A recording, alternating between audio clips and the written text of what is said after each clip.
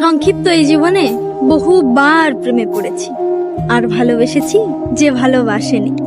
যাকে পাওয়ারও থাকে না আশা, ওই আর কি একতরফা ভালোবাসা। কি বিস্ময়কর তোমার রূপ, তুমি সূর্যের চেয়েও তীব্র।